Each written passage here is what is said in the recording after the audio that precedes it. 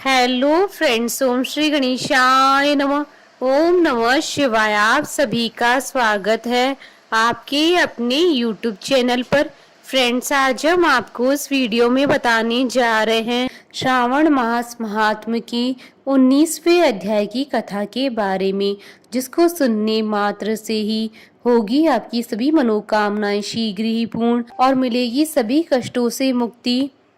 Friends, video शुरू करने से पहले आपसे रिक्वेस्ट है, अगर आप हमारे चैनल पर नए हैं और आपने अभी तक चैनल को सब्सक्राइब नहीं किया है तो प्लीज़ सब्सक्राइब कीजिएगा चैनल को।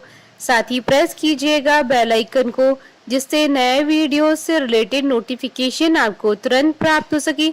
और वीडियो पसंद आने पर वीडियो को लाइक और शेयर जरूर कीजिएगा, ताकि सभी भक्तों को इस वीडियो का लाभ प्राप्त हो सके।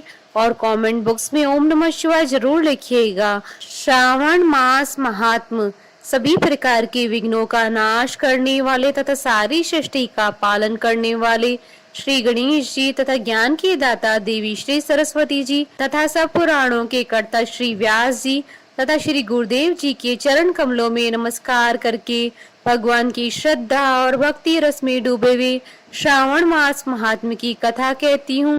श्रावण मास की दोनों पक्षों की एकादशियों की व्रतों का वर्णन तथा विष्णु पवित्र रोपण विधि। ईश्वर बोले, हे महामुनि, अब मैं श्रावण मास में दोनों पक्षों की एकादशी तिथि को जो किया जाता है उसे कहता हूँ। आप सुनिए। हे वत्स, रहस्यमय अति श्रेष्ठ महान पुण्य प्रदान करने वाले तथा महापातकों का नाश करने वाले इस व्रत को मैंने किसी से नहीं कहा है। यह एकादशी व्रत श्रवण मात्र से ही मनुष्य को वांछित फल प्रदान करने वाला, पापों का नाश करने वाला, सभी व्रतों में श्रेष्ठ तथा शुभ है। इसे मैं आपसे कहूंगा, आप एकाग्रचित होकर सुनिए। दशमी तिथि में प्रातः काल स्नान करके शुद्ध होकर संध्या आदि कर लें और वेद वेता पुराणज्ञ तथा जितेंद्रिय विप्रों से आज्ञा लेकर 16 उपचारों से देवादिदेव भगवान का विधिवत पूजन करके इस प्रकार प्रार्थना करें, हे पुंडरीकाक्ष, मैं एकादशी को निराहार रहकर दूसरे दिन भोजन करूंगा।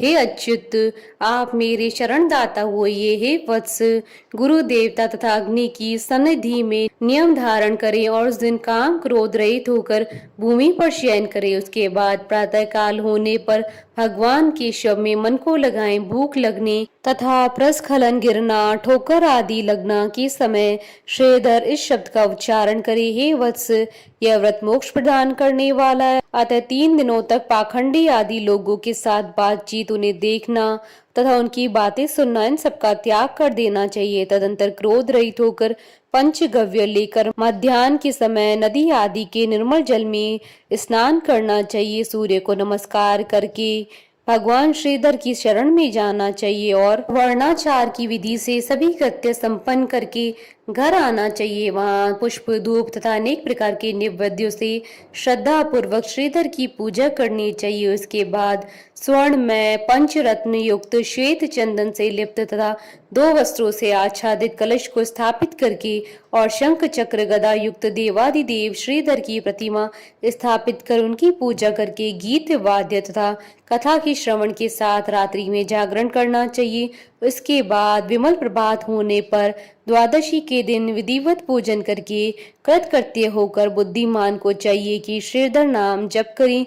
उसके बाद उन शंख चक्र और गदा धारण करने वाले देव देवेश श्रीधर की पुनः पूजा करे और स्वर्ण दक्षिणा सहित कलश ब्राह्मण को दान करे। उस समय ब्राह्मण को विशेष करके नवनीत अवश्य प्रदान करे। इस प्रकार प्रार्थना करें, भगवान श्रीधर, आज आप मुझ पर प्रसन्न हो और मुझे अच्युतम लक्ष्मी प्रदान करें। हे मुनि श्रेष्ठ, इस प्रकार उच्चारण करके जगत गुरु श्रीधर से प्रार्थना करके श्रेष्ठ ब्राह्मणों को भोजन कराकर अपने सामर्थ्य अनुसार दक्षिणा देनी चाहिए। उसके बाद सेवकों आदि को भोजन कराकर गाय को घास खिलानी चाहिए। इसके बाद मित्रों तथा बंधु बांधवों समेत स्वयं भोजन करना चाहिए। हे सनत कुमार, मैंने आपको यह श्रावण मास की शुक्ल पक्ष की एकादशी व्रत विधि बतला दी। इसी प्रकार कृष्ण पक्ष की एकादशी भी करना चाहिए। दोनों व्रतों में अनुष्ठान समान है, केवल देवताओं के नाम में भेद है। जनार्दन मुझ पर प्रसन्न हो, यह वाक्य बोलना चाहिए। शुक्ल पक्ष के देवता श्रीधर हैं और कृष्ण एकादशी के देवता जनार्दन हैं। हे सनत कुमार, यह मैंने आपसे दोनों एकादशियों की व्रत का वर्णन कर दिया। इस एकादशी व्रत के समान पुण्य व्रत न तो कभी हुआ है और न ही कभी होगा। आपको यह व्रत गुप्त रखना चाहिए और दुष्ट हृदय वाले को नहीं प्रदान करना चाहिए।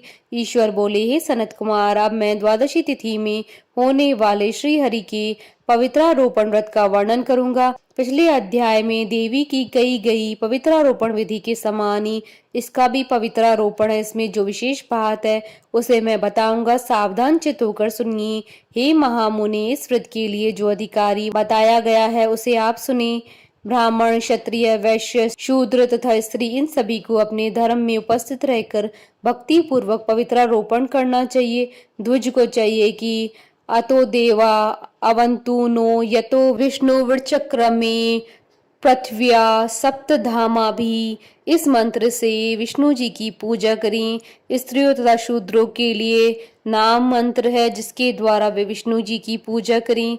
इसी प्रकार द्विज कद्रुद्राय, इस मंत्र से शिव जी की पूजा करें। स्त्रियों तथा शूद्रों के लिए नाम मंत्र है जिसके द्वारा वे शिव जी की पूजा करें। सतयुग में मणिमय, त्रेता युग में स्वर्णमय, द्वापर में रेशम का और कलयुग में कपास का सूत्र पवित्रक के लिए बताया गया है। सन्यासियों को शुभ मानस पवित्रारोपण करना चाहिए। बनाए गए पवित्रक को सर्वप्रथम बांस की सुंदर टोकरी में रखकर शुद्ध वस्त्र से ढककर भगवान के सम्मुख रखें और इस प्रकार कहें, हे प्रभु, क्रियालोप के विधान के लिए जो आपने आच्छादन किया है, हे देव, आपकी प्रसन्नता के लिए मैं इसे करता हूँ।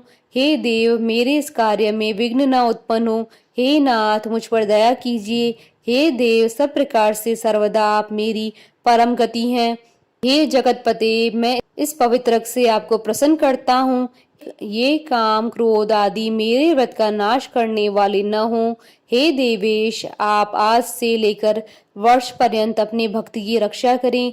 आपको नमस्कार है। इस प्रकार कलश में देवता की प्रार्थना करके मांस के शुभ पात्र में स्थित पवित्रक की आदर पूर्वक प्रार्थना करनी चाहिए। हे पवित्रक, वर्ष भर की गई पूजा की पवित्रता के लिए विष्णु लोक से आप इस समय यहाँ पधारें। आपको नमस्कार है।